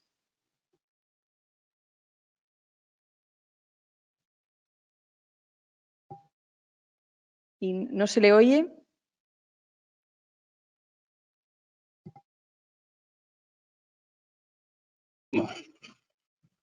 Se me acaba de entrar la invitación para hablar. Como veo que estamos ya muy pillados de tiempo, ¿no? Nos hemos pasado como 20 minutos, así que voy a intentar resumir todo lo que quería contar en unos pocos minutos, ¿no? Bueno, primero de todo, por supuesto, agradecer a la organización la oportunidad que me ha dado para participar en esta jornada, ¿no? Como también se pueden suponer, yo voy a hablar más desde el punto de vista de la tecnología. No voy a hablar de tecnología, porque considero que las tecnologías actualmente pueden hacer ya prácticamente todo. Hace unos años, si me preguntaban, decía que no, que las tecnologías no pueden pensar, pero ahora ya estoy diciendo que las máquinas, no pensar, pero sí razonar, con lo que las posibilidades que nos dan las tecnologías son inmensas, ¿no? Yo también quería hacer un apunte también, porque aquí todos hablamos de reformas, de reformar la administración, ¿no? Fue muy interesante, ¿no? La presentación que hizo Istúriz sobre que tenemos que reformarnos, pero fíjense, hace como 40 años Joaquín Almuñiz hizo el primer borrador para reformar la administración. Yo ya llevo casi como tres décadas de funcionario y la administración para mí no ha cambiado. Eso sí, tecnológicamente ha avanzado un montón, pero la forma de funcionar sigue siendo la misma. En este sentido, yo creo que la mente ya ahora no es un problema de tecnología, es un problema ya, vamos a llamarlo, resumiendo, de visiones e ideas, ¿no?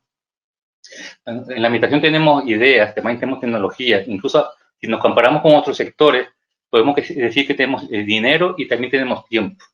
Pero aún así, ¿por qué no se moderniza tanto o se innova más como en otros sitios, tal vez?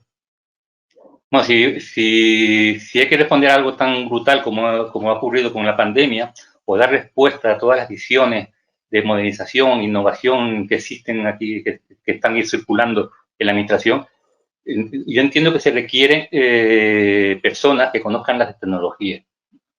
Y también una verdadera agilidad en la gestión y además ser valientes innovando. Esos para mí son casi los principales retos que se encuentra ahora el gobierno de Canarias para los próximos años. Si hablamos de las personas, fíjense aquí, mira, en el gobierno hay dos cuerpos, llamarlos TIC, ¿no? Uno, el cuerpo de ingenieros de telecomunicación, y otro, el cuerpo de tecnología de la información, que solamente lo configuran personal con titulaciones de informática. Realmente, ¿por qué no unimos estos dos cuerpos? Después también, no solo eso, sino ¿por qué tienen que ser solamente ingenieros de telecomunicaciones? Tienen que ser informáticos. Mira, yo he trabajado con muchas empresas que no son ingenieros de telecomunicaciones, no son informáticos y hacen un trabajo formidable. Después también tenemos el principal grueso que tenemos aquí ahora mismo en el gobierno de Canarias, es el personal laboral. El personal laboral no tiene una carrera profesional clara. Eso como consecuencia, eso crea desmotivación. Después también, no solo eso, sino que muchos de ellos están trabajando en trabajo de superior categoría. Yo no sé por qué eso no se arregla. Y después, además, tenemos el problema de la antigüedad. Mira, la Administración General del Estado lleva convocando plazas de funcionarios TIC, cada año, y cada vez que sacan más de 200 plazas. Y no solo eso, sino que también la Administración General del Estado abre el poderse presentar o poder pertenecer al cuerpo a cualquier titulación, no solo para ingenieros de telecomunicaciones o informáticos. Puede presentarse cualquier titulación, ya sea de la rama de técnica o de la rama de humanidades. Y además, estamos hablando que en el gobierno de Canarias, en los 10 últimos años, solamente se han ingresado un puñado de funcionarios. Y si ven la oferta pública de empleo, estamos hablando de lo mismo. Estamos hablando de que ya en los próximos años nos vamos a quedar sin personas. Eso es, yo creo, uno de los grandes retos que tiene el gobierno, de renovar la plantilla e incorporar más personal TIC. Fíjense, por decir un dato, en mi servicio, actualmente, todos tenemos más de 56 años. Hay algunos que tienen más de 60 y se me ha jubilado ya gente y no hay viso de cubrirlo. Con lo que, si esta dinámica sigue así, el gobierno de Canarias va a ser imposible de que dé respuestas a las necesidades de informática. En cuanto a otro reto que tenemos, que es la agilidad, por supuesto que la agilidad es fundamental para la contratación. Muchas veces, desde que se consume un proyecto hasta que se adjudica, pasan más de un año. Pero también la agilidad hay que aplicarlo a la implantación de las soluciones. Los proyectos no tienen por qué ser detallados desde el principio, como indican las visiones más tradicionales de gestión de proyectos. En cuestión de meses, las cosas cambian. No nos quedan muchos casos que apostar con enfoques ágiles y con desarrollos incrementales. Enfoques ágiles suponen contratos más abiertos, sin alcance preciso. Esto requiere más confianza de los gestores públicos y de las estructuras administrativas en nuestra gestión. Y como antídoto tal vez a esta posible desconfianza, la respuesta sería más transparencia en la ejecución de los proyectos. Y por último, se nos debe permitir ser valientes, innovar. Ahora, para innovar tecnológicamente hay que ser valientes. La innovación tiene un componente de incertidumbre y por tanto de miedo al fracaso. Esto implica que seamos conservadores para no tener problemas. Vamos a llamarlo problemas de índole administrativa. Como consecuencia, no se aprovechan todas las posibilidades de las nuevas tecnologías. Como soluciones que planteo es que se establezcan contratos catalogados como innovadores, donde no solo la solución sea lo más importante, sino más importante que sean las lecciones aprendidas. Y también considero que igual debería ser obligatorio que se debería destinar un porcentaje del presupuesto a sacar los contratos. Bueno, en definitiva, yo considero que para los próximos años tenemos 3 grandes retos en el gobierno. El gobierno de Canarias tiene que apostar por tener una estructura adecuada de personal TIC, se debe incorporar enfoques ágiles a la contratación y ejecución de proyectos y se debe plantear la figura de los contratos innovadores. Bueno, muchas gracias. Bien, gracias Pedro por tus aportaciones. Es verdad que siempre queremos siempre mejorar, aparte del personal, pero más en concreto ahora en la situación que vivimos, todo el tema de nuevas tecnologías y de telecomunicaciones, el Gobierno seguramente necesita una mejor estructura y como tú planteabas, yo sí también quiero decirles que estamos recibiendo numerosas felicitaciones por las distintas intervenciones que han tenido y animo a todas las personas que nos están viendo a que planteen preguntas. Yo tengo aquí 2 preguntas que animo a cualquiera de los ponentes que se sientan, bueno, pues con ganas o vean si el tema era de los que plantearon en la ponencia. La primera pregunta plantea: buenos días. Llevo oyendo desde hace mucho tiempo la necesidad de ponernos al día en programas de ofimática, pero estoy asombrado del nivel de analfabetismo informático que todavía tenemos en programas tan básicos como procesador de textos, hojas de cálculo, gestores de base de datos. Si estamos deficitarios en la gestión de estas herramientas, ¿cómo se quiere que adquiramos una mentalidad digital? No sé si Pedro a lo mejor quiere contestar o cualquiera de los ponentes que han participado. Bueno, realmente, como antes me hubiera gustado decir, que al nivel ya del personal informática o de tecnología de información, prácticamente todos, cualquier tema que tiene relación con la tecnología, incluso un cursador de texto, nos lo preguntan a nosotros. Cuando esto ya tiene que ser una cosa ya superada. Lo que hizo la pregunta tiene razón. O sea, no podemos tener funcionarios que no sepan manejar como mínimo con un procesador de textos. Se ha hecho mucho esfuerzo en formación, pero aún así seguimos así. A mí eso no me queda darle la razón. No se me ocurre contestar más a esta pregunta. Bien, gracias, Pedro. Yo, si quieres, Eva. Sí, claro. Adelante, José Julián. Bueno, buenas tardes de nuevo. No sé, yo creo que nosotros tenemos mucha responsabilidad, ¿eh? Yo ya tengo una cierta edad, muchos años en la pública, en 3 gobiernos distintos, de 3 comunidades autónomas distintas. Yo creo que los altos cargos tenemos mucha responsabilidad en esto. Es decir, yo llevo en el Gobierno de Canarias ahora, en esta época, año y medio, desde julio del 2019, y me he encontrado con cosas impensables, impensables en los términos de un administrativo no saber usar Word, ¿vale? Cuando hace 20 años yo recuerdo de haber puesto un examen de administrativo en Word, hace 20 años, ¿vale? Es decir, por ejemplo, plantear hoy en día un examen de administrativo, yo lo plantearía claramente, las preguntas en sistema informático, accediendo a una cámara a una página web con usuario y contraseña. Y lo siento mucho, si usted no sabe utilizar mi internet y por lo tanto no sabe utilizar un usuario y contraseña y no sabe lo mínimo, es que no va a acceder ni a las preguntas del examen, ¿vale? Entonces, yo creo que mucha responsabilidad tenemos nosotros. Cuando digo nosotros, me estoy refiriendo a los altos cargos, ¿vale? Y yo creo que el ICAP ahí, en ese sentido, Eva, y me consta que lo estás haciendo, tienes un reto muy importante, ¿no? Un reto muy importante. O sea, que tengamos... pero yo, por ejemplo, en mi centro directivo, nosotros tenemos en la Dirección General de Patrimonio y Contratación una oficina técnica donde todos son ingenieros y arquitectos, ¿vale?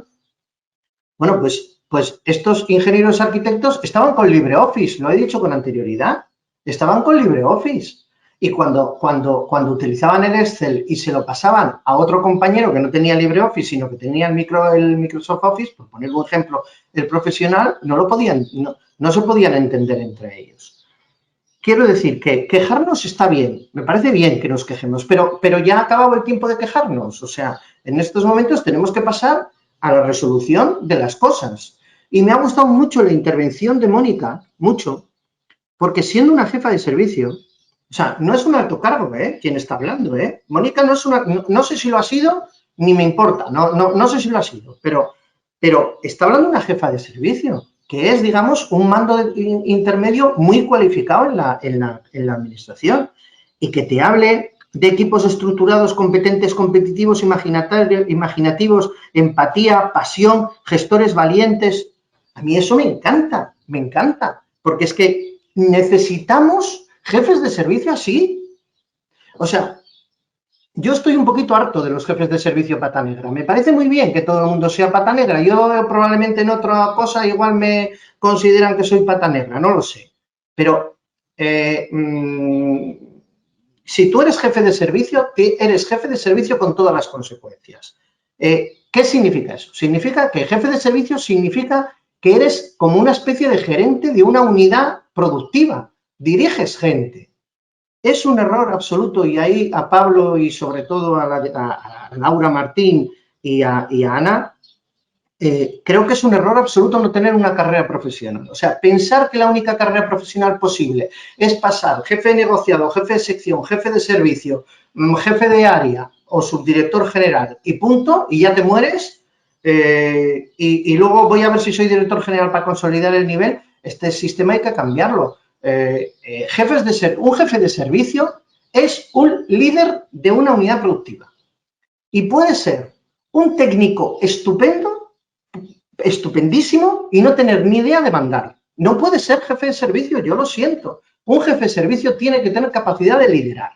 Además, por supuesto que tiene que ser buen técnico, por supuesto, pero eso es condición necesaria, pero no suficiente. Y en ese sentido, tenemos que ir al plan de carrera horizontal, o como lo quieran ustedes llamar, un plan de carrera donde un técnico pueda pasar, como en la empresa privada de consultor senior, consultor junior, consultor técnico, y sin que por eso tenga que ser jefe de nada, porque da la impresión que tenemos que hacer jefes a un señor que lleva 20 años en la administración, pero es que luego no sabe dirigir.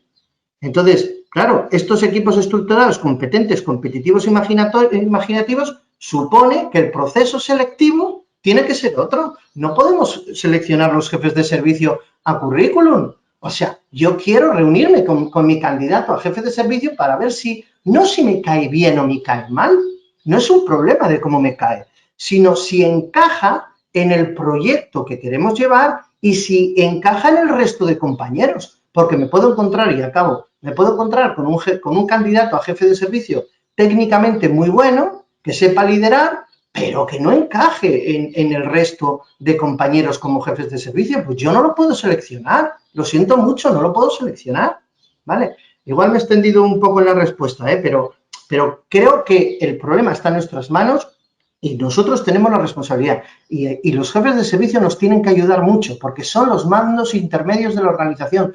Nosotros, esto es como dirigir un hospital. Dirigir un hospital en contra de los médicos es imposible.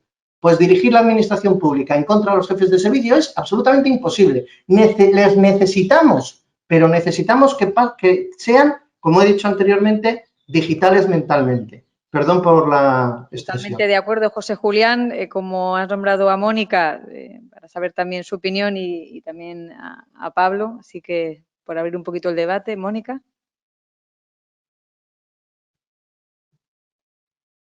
Gracias, José Julián. Bueno, es que yo lo veo de esa manera. Yo me considero una buena gestora y una técnica regular. O sea, yo nuevamente he dirigido equipos quizás por mi carácter, por mi forma de hacer las cosas, porque yo soy muy apasionada, quienes me conocen lo saben, y me implico mucho, me inspiro en mi equipo, espero que mi equipo se inspire en mí. Yo no cambio de puesto de trabajo por una mejor retribución o por estar más cómoda o menos cómoda. Yo siempre me ha movido el aprendizaje, las ganas de introducir cambios, enfrentar retos. Entonces, yo sí creo que el perfil de quienes están a la cabeza de una unidad tienen que ser líderes verdaderos, independientemente de que tengan conocimientos, que los tienen que tener en el ámbito en el que se van a desempeñar.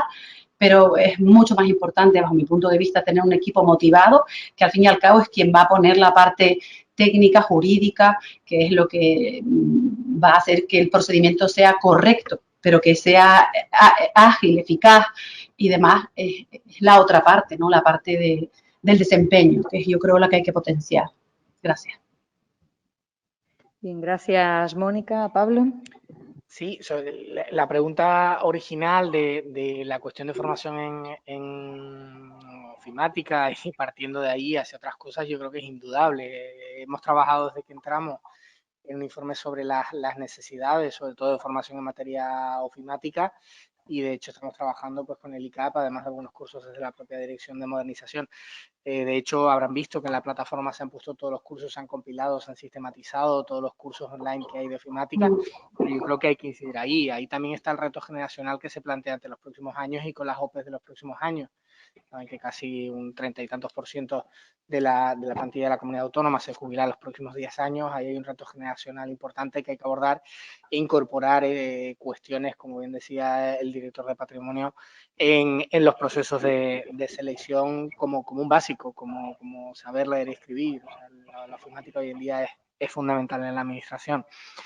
Y ya atándolo con lo que empezaban a comentar sobre los deberes de los empleados públicos, y yo incluía a los directores, por supuesto, ayer en una charla muy interesante en la que vinculábamos modernización y ética, no me dio tiempo en la exposición porque era bastante extensa a comentar esto, pero es que dentro de los deberes éticos de los empleados públicos y de los altos cargos ya se incluyen todas esas cuestiones, el deber de formación continua, el deber de proactividad, el deber de innovación, el deber de cumplimiento de las normas, y eso incluye las normas sobre modernización, las normas sobre innovación. Entonces tenemos un estatuto básico del empleado público, la ley de la función pública canaria, que es algo más antigua, pero incluyen principios generales que son plenamente aplicables, y ahí entra en juego la responsabilidad, la ética, las jefaturas de servicio a la que aludía el director de Patrimonio y la jefa de servicio de personal de la Consejería de Educación. Fíjense que yo mismo dije en mi exposición inicial, ahora que estamos planteándonos la ley de empleo público, yo creo que es fundamental reflexionar sobre el modelo de acceso al empleo público, con esa jubilación de casi el 40% de la plantilla en los próximos 10 años. Hay que plantear que las competencias, que la propia jefa de servicio personal las desdoblaba, pues hay que plantear que sean una parte del acceso al empleo público. Yo creo que así lo ha hecho la Unión Europea y tienen unos perfiles, es una institución también mucho más moderna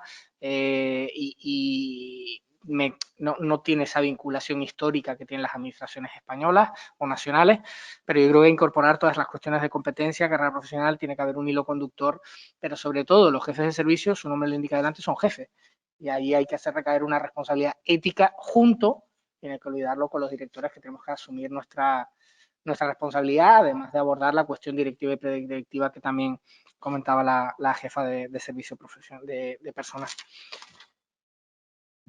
Bien, gracias, Pablo. Y última pregunta.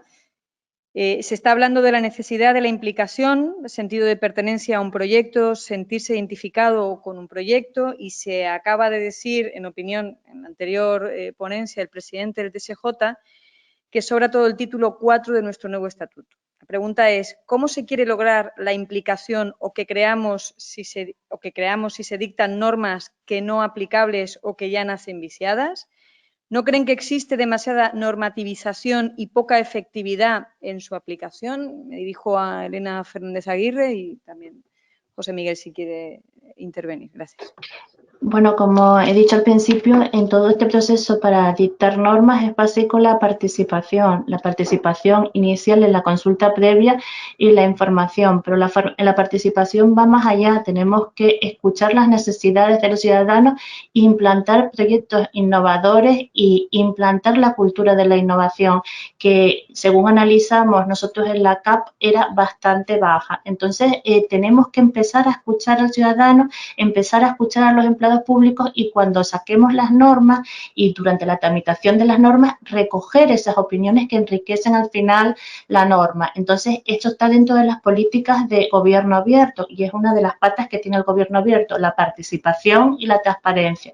Entonces, tenemos que repensar este modelo que tenemos y repensar la organización en cuanto a apostar más por la participación. Gracias, Elena. José Miguel. Bueno, yo, en relación con la parte de la que yo hablé, la reflexión que hago sobre las normas es justo la contraria. Es fundamental el tema de las normas. Pensemos, por ejemplo, que voy a comentarlo de los dos, de protección de datos y de transparencia. Protección de datos, sale el Reglamento General de Protección de Datos en 2016, pero empieza a aplicarse en 2018. La anterior norma europea era de 2005. Estamos hablando de 23 años anteriores. Cuando salió la de 1995, la directiva europea, cuando salió esta directiva, no existían Google, no existían estas grandes aplicaciones. Es decir, era fundamental dictar una nueva norma.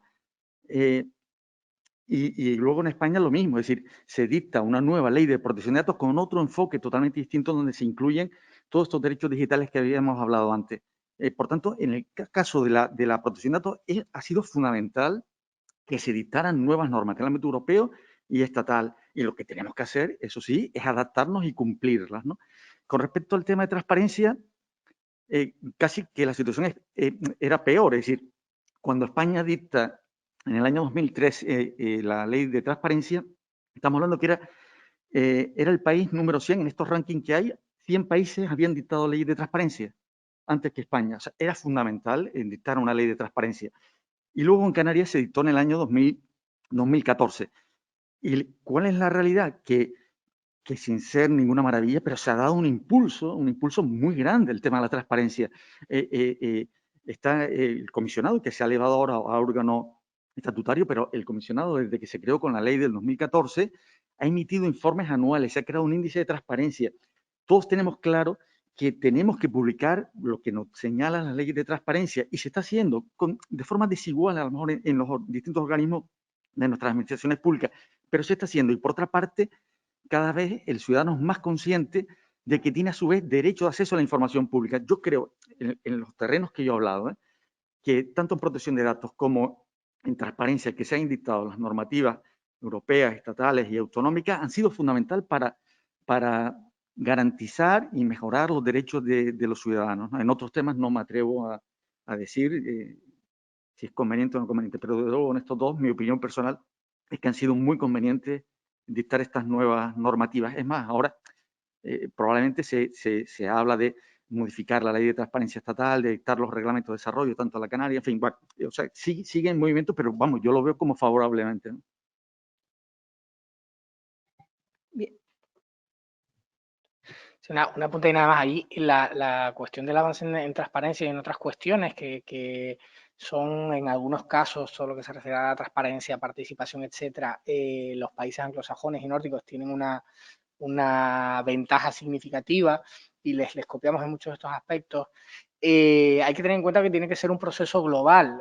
Copiamos a estos países anglosajones en muchas de esas iniciativas, pero el problema es que no encajan del todo con nuestra concepción de administración. Entonces, o hacemos un avance completo o solo avanzar en el frente de la transparencia nos puede conducir a la melancolía, porque si de repente tenemos solicitudes por centenares o miles de transparencia, de acceso a información pública, etcétera, y luego tenemos que el expediente lo gestionamos de forma casi artesana, pues ahí vamos a tener serios problemas para abordarlo. O abordamos un proceso completo de reforma de la administración. Por eso digo que esos valores, esos principios se corresponden con una administración en la que recae mayor responsabilidad en el ciudadano, mayor responsabilidad en los propios administradores y los empleados públicos, y detrae responsabilidad de control a la administración, control previo, y todo se pasa a controles posteriores. Eso hace que haya una mayor ligereza en los expedientes y permite una mayor transparencia, mayor trabajo en datos.